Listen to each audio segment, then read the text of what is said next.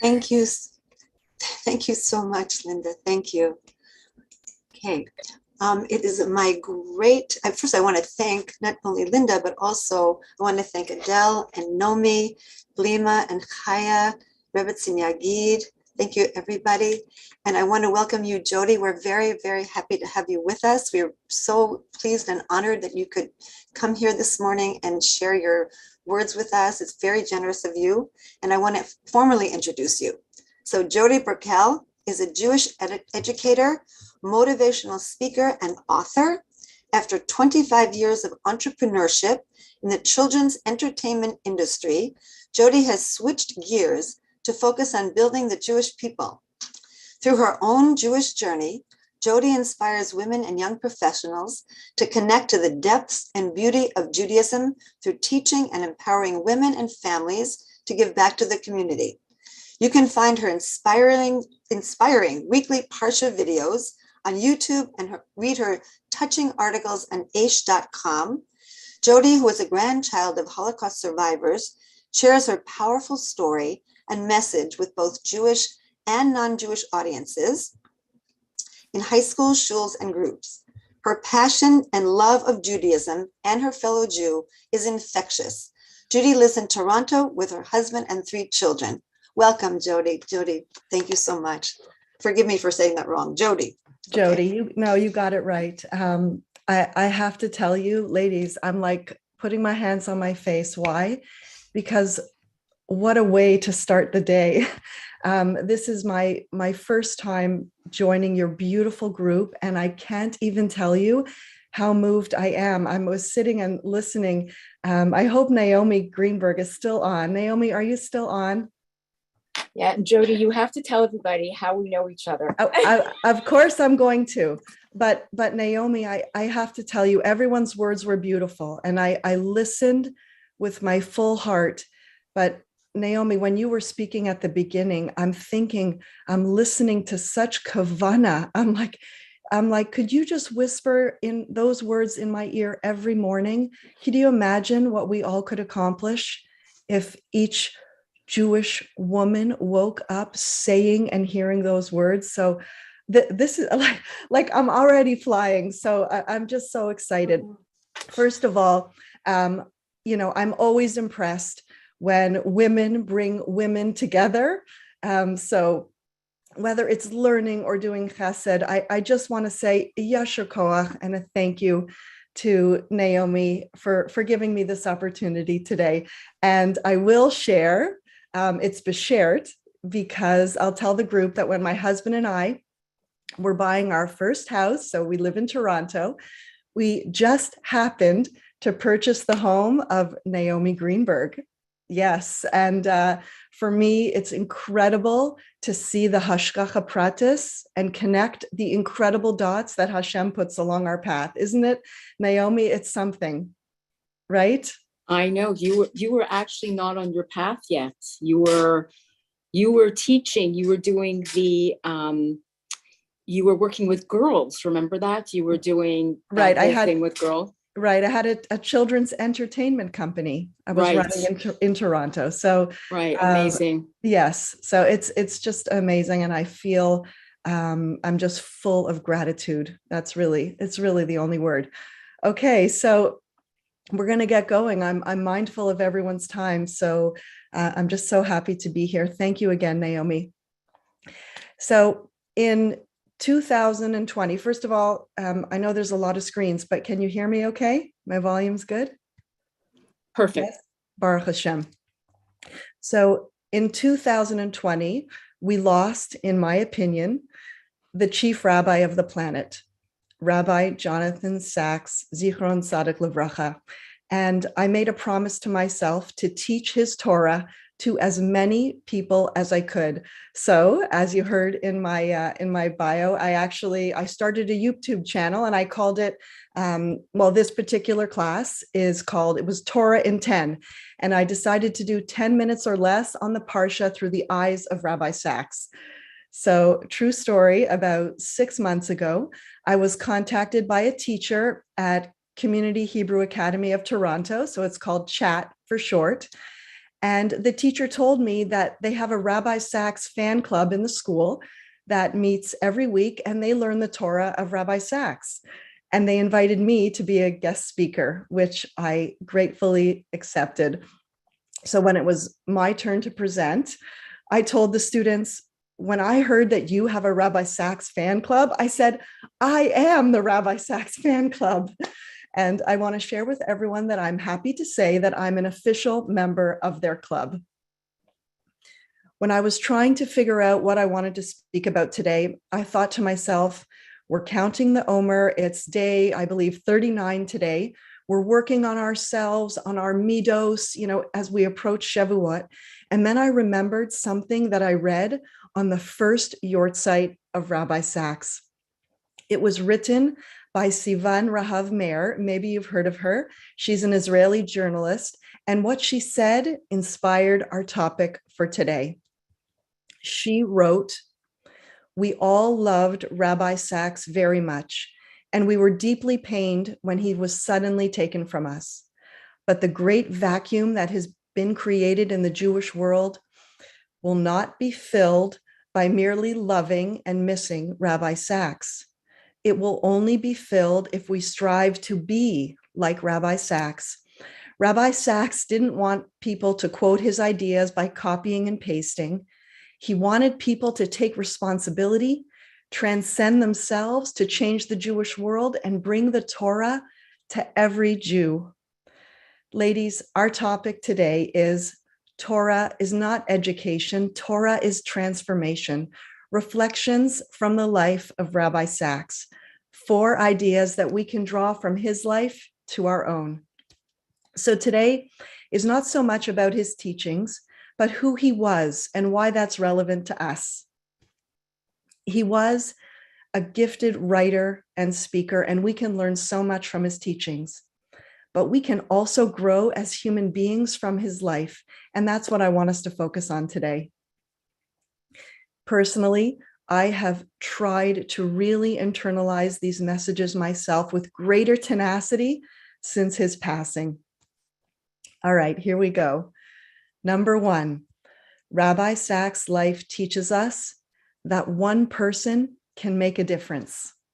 And we don't need to be a Rabbi Sachs in order to do this.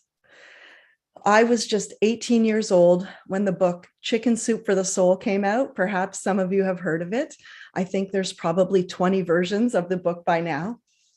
But back then, I wasn't much of a reader, but I gobbled up the stories in that book. One story in particular stood out. It's from American anthropologist Lauren Isley, and to this day has summed up my attitude to life. So the story goes as follows. Maybe you've heard it. An old man was walking on a beach at dawn when he noticed a young man picking up starfish stranded by the retreating tide and throwing them back into the ocean one by one. He went up to him and asked him why he was doing this. And the young man replied that the starfish would die if left exposed to the morning sun. But the beach goes on for miles, and there are thousands of starfish. You can't possibly save them all. How can your effort make a difference?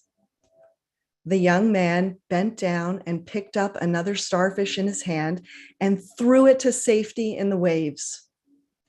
I made a difference to that one, he said. Why do I love this story so much? Because I always knew that we don't have to save the world all at once. As I repeatedly learned from Rabbi Sachs, we heal the fractures of the world one day at a time, one person at a time, one act at a time. A single life, said the sages, is like a universe. Save a life and you save a world. Change a life and you begin to change the world. Rabbi Sachs believed in the greatness of every human being. He taught us, inspired us, and reminded us that we are each a letter in the scroll, a link in the incredible chain of the Jewish people, and that we each have something unique to contribute to the world and to the destiny of the Jewish people. As we all know, Nothing is random. Who we are, where we are born, our gifts and talents, the communities that we live in are all part of Hashem's divine plan to give us the opportunity to bring to our world what only we can. Now, I believe the Jewish people, and Rabbi Twersky Zatzal wrote a lot about this as well, are suffering from a crisis of low self-esteem. Much of the Jewish world has forgotten who we are. If we would only know the greatness that lies inside each one of us, can you imagine what we could accomplish? And greatness doesn't just mean we need to become Rabbi Sacks or fill in the blank with any great Jewish leader. We can think within our reality, our Dalit Amos, of how we live our life, where we live, and what role we play. I invite you, as I invite myself, to think about, what difference can I make? Number 2, Rabbi Sacks was a mavakesh. As we know, it means a seeker. Rabbi Sacks was born into a traditional home, not a religious home, and he had a plan. He went to Cambridge University and he was going to become a philosopher. But in the 1970s, in his early 20s, at the ripe old age of 22, Rabbi Sacks came to the United States to meet with 3 great people: the Lubavitcher Rebbe, Rabbi Joseph B. Soloveitchik, and Dr. Norman Lamb. And they each, in their own way, inspired him to become more than he was. The Rebbe inspired Jonathan Sacks to become Rabbi Jonathan Sacks, and then to become a teacher of rabbis, and then the chief rabbi. They all inspired him to devote his energies and his life on behalf of the Jewish people. I heard a story that when Rabbi Sacks was speaking to the Lubavitcher Rebbe and was asked about what Jewish life was like in Cambridge, Rabbi Sacks began, "I find myself," to which the Rebbe interrupted him to say, "We do not find ourselves anywhere. We put ourselves somewhere. And if we put ourselves in one place, we can put ourselves in another." Meaning, we have the ability to change course, to pivot in today's vernacular. I did quite a pivot myself, changing my whole life and career, but that's for another day. I heard about Rabbi Sacks that whenever he went into someone's home, he would make a beeline to the bookcase to see what else he could read, what else he could learn. When I heard this, I smiled to myself because I too always gravitate to people's bookcases. I'm always asking to borrow books that catch my attention. Rabbi Sacks was a seeker of wisdom. Whatever he knew, there was always more to know. And whatever he did accomplish, there was always more to be done. One more speech to give, one more book to write. And for us, well, I didn't grow up in an observant home. My Jewish education began later in life. After I began learning, I went on one of those momentum trips to Israel. I'm sure you've heard of them.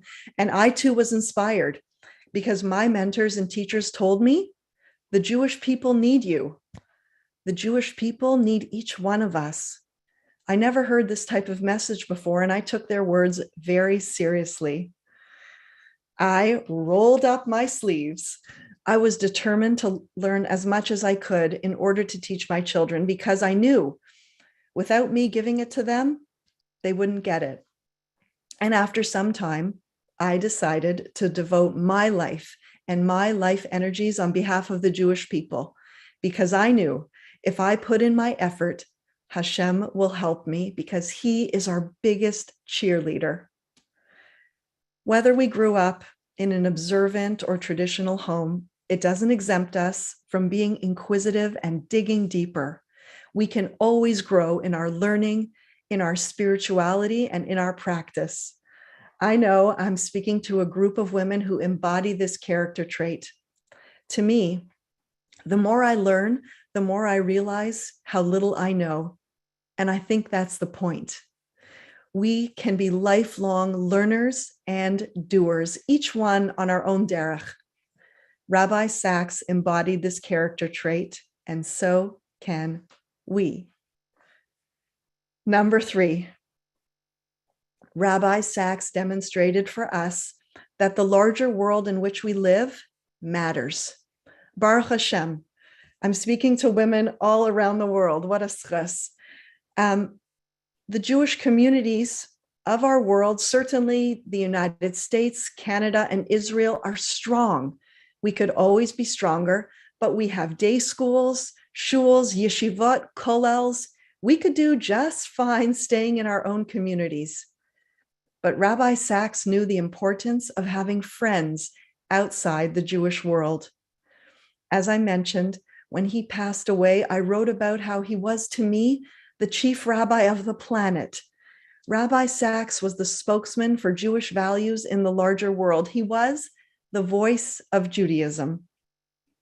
One of my most favorite quotes of his is, "To be a Jew is to be true to our faith while being a blessing to others regardless of their faith." We can ask ourselves, do we step out of our world and represent Judaism in a positive way? I want to share with you that over Shabbos, my husband shared with me an incredible true story. It's about Rabbi Yaakov Kamenetsky, one of the great leaders of American Jewry, which he's originally from Europe. And he was known for, among other things, being honest. There was a story told by one of his students in his town in Europe, and they had to pay something, and they went to the postal service, and the clerk gave him a little too much change.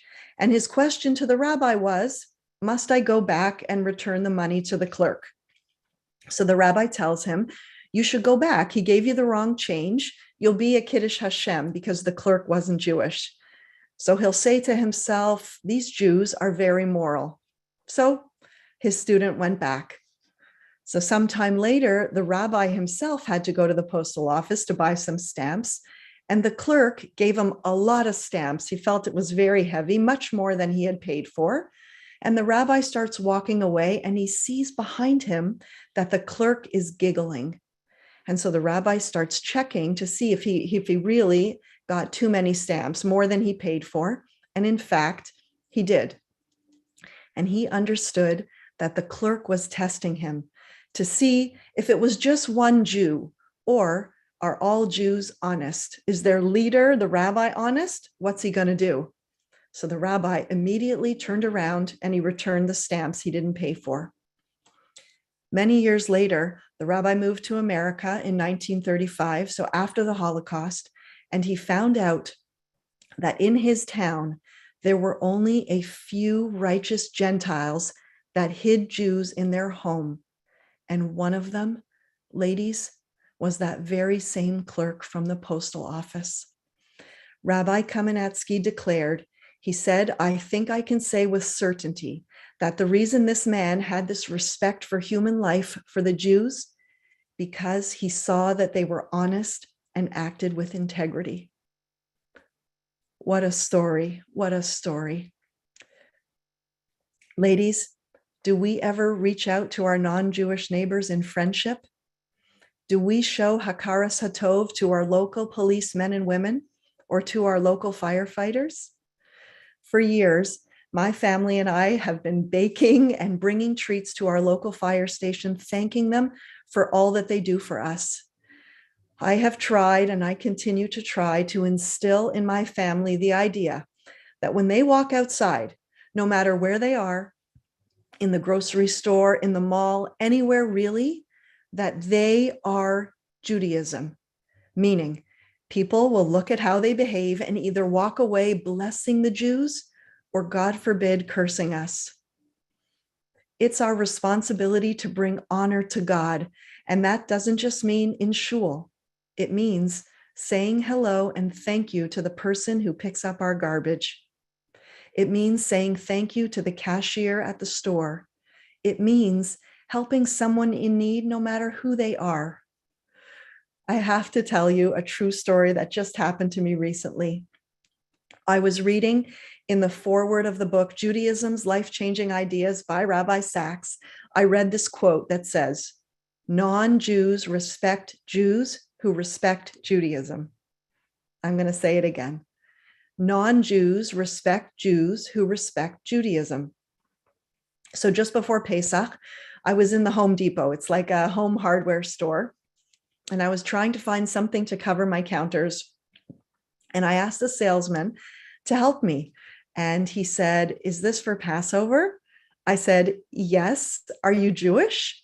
To which he replied, "Nope, I'm Christian, but I believe in Judaism." We continued to chat as he literally went out of his way to help me. He was climbing ladders, cutting material, sanding edges. He was on the floor, okay? Out of his way to help me. And as we finished, he wished me a happy Passover, and I thanked him for all his help. I couldn't help but smile to myself. I thought that although it may seem that the world is against us, because the anti-Semites are quite loud, but they don't represent the masses. We do have friends. We need to just go out and be proud of who we are, and people will respond in kind. Once you begin to think like this, it's not so hard. The Torah tells us that the nations of the world will look at the Jewish people and say, "Is there a more inspired people?" When we do our thing, that is, live Jewish lives in a beautiful way, it's going to radiate and send out the greatest light and inspiration. We can be the light in our own family, in our communities, and in the world.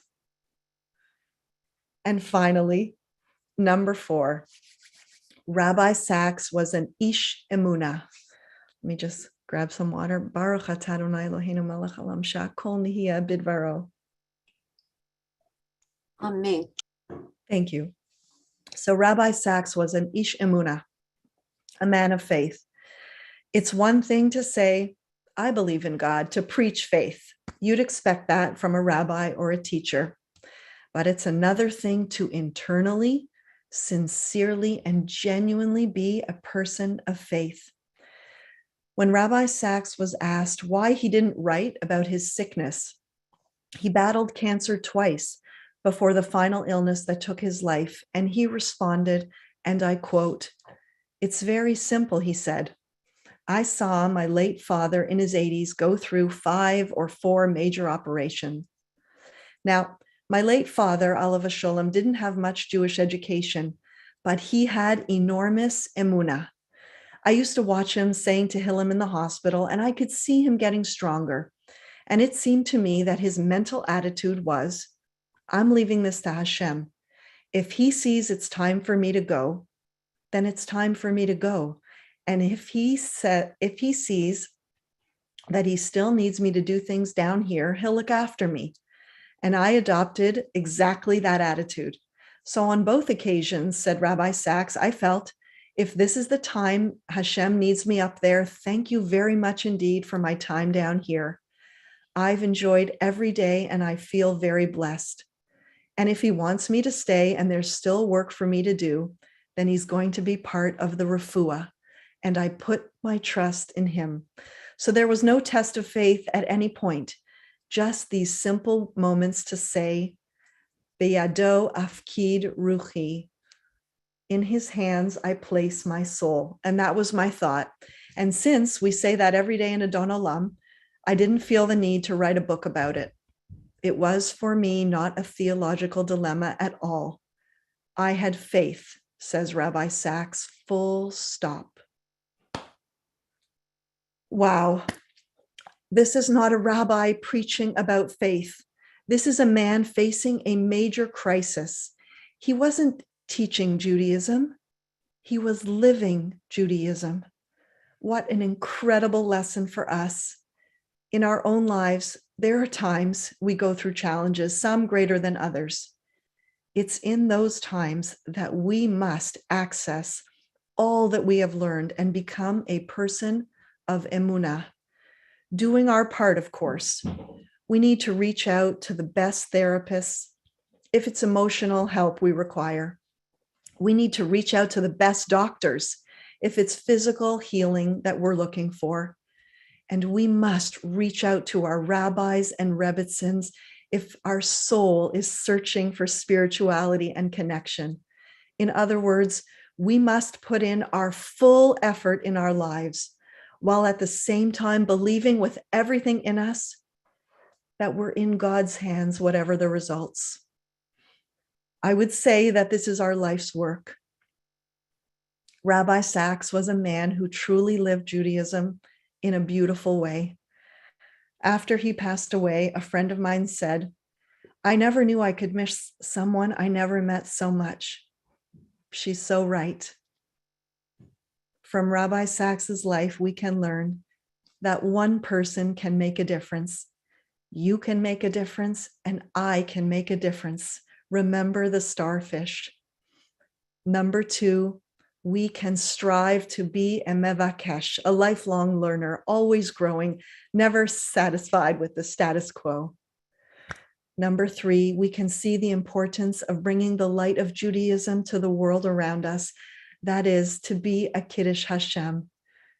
And finally, to be a person of faith, a person who takes what we learn and puts it into practice to transform not only our lives, but the lives of those around us. Rebbitzin Dina Weinberg says, Torah is not education, Torah is transformation. When it comes to the 49th day, we will have worked on ourselves so that our vessels will be sufficiently expanded to hold and share the ultimate light that's coming down from Mount Sinai. Thank you all so much. I'm happy to take any questions. Thank you, Jody. That was so inspiring. You spoke so clearly and beautifully, and you delineated your points so beautifully and articulately. It's really inspiring to hear the way you've shared Rabbi Sachs's Alav Shalom, his beautiful life lessons with us. Thank you. Does anybody have any question that you would or comment for Jody? Judith, Sarah, can I just mention something? It's Please. the river.